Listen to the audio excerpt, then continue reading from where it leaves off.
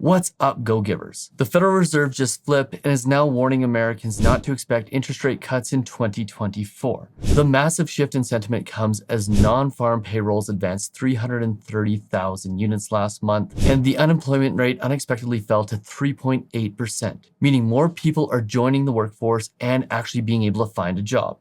And this is, of course, problematic both from an inflation perspective and from a GDP perspective. And as a result, several Federal Reserve Board members are suggesting that we may not even see one rate cut in 2024. But before I get into all the details, my name is Nolan Matthias, and if you want to thrive financially, this is the place for you. So do me a favor, hit the subscribe button and hit the like button so more people like you can see this video.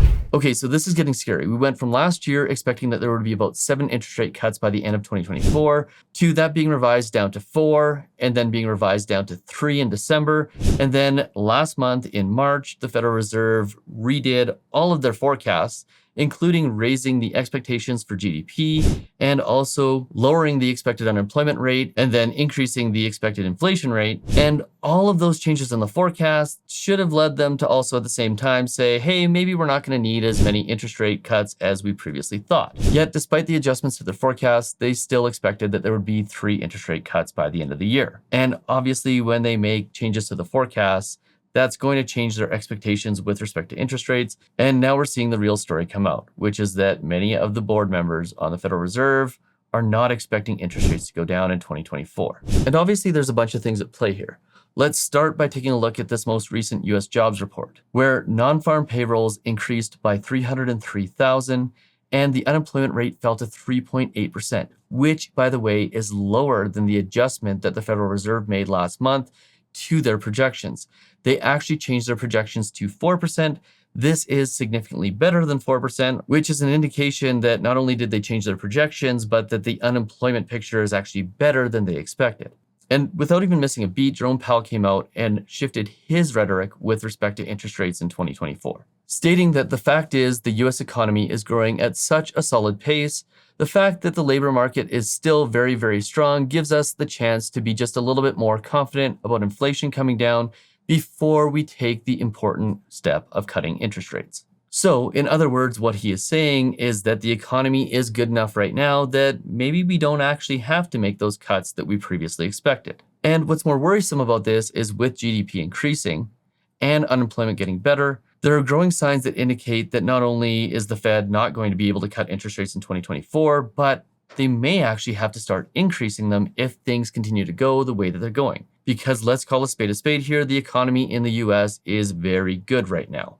And you don't typically see central banks lower interest rates when economies are performing better than expected. Interest rate cuts typically come when an economy is expected to head into a recession, and that is clearly not the case right now. And that's why several of the Fed's board members are coming out and saying that it is much too soon to start thinking about cutting interest rates. And let's be clear here, this isn't just one member of the Federal Reserve. There are now multiple board members who are suggesting the exact same thing. And the primary concern here is with the job market being the way that it is and GDP being the way that it is, there's still concern that the progress that has been made in cutting down inflation could stall out, which is why we're seeing a shift from, yes, we're going to cut interest rates to a wait and see approach by many of the people that are involved in making the decision. And some, like Neel Kashkari, are going as far as saying not to expect rate cuts this year at all, adding a caveat to his expectation that there would be 2 interest rate cuts this year to saying that if inflation continues to move sideways,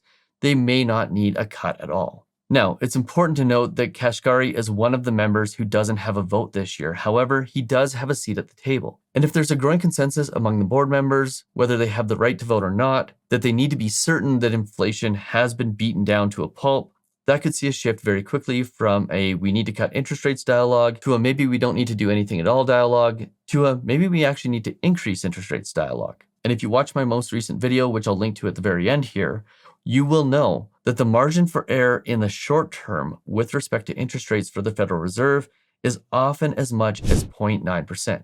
Meaning if they expect that interest rates could go down by 0.75%, well, there's also as high of a likelihood that interest rates could actually go up by 0.25%. Now, the question is, what does this all mean for consumers? Should we be worried about the labor market overheating? Should we be worried about the economy getting better? should we be worried that interest rates aren't going to come down? Well, the answer to that is no. It's far better for the economy to be performing well, GDP to be growing, and having people actually be able to get jobs than it is for the Federal Reserve to be put in a position where they have to cut interest rates because there's an imminent recession and people are going to lose jobs, lose value in their stock portfolios, and not be able to live in an economy that is growing. Because at the end of the day here, the best case scenario for the Federal Reserve is to see what's called a soft landing, which is where they don't have to cut interest rates and they don't have to take a bunch of massive action because the economy comes out of this without too much pain. And what that means is if you are the type of person who is very worried about interest rates right now, well, it probably means that you have too much debt. And if you have too much debt, I can't be more clear in the fact that now is the time to start putting money away, paying down that debt, and preparing for the eventuality that interest rates may in fact not go down. Because when in the matter of 14 days, the Fed switches its tone from we're going to see 3 interest rate cuts this year to we may not need any at all, well, that's a pretty good indication that the momentum is shifting. And not only is it shifting away from rate cuts, but it's actually shifting towards the possibility that interest rates may go up in the future. Oh, and if you want to see that video where I talked about exactly this happening just a few days before it actually happened, make sure you check it out right here.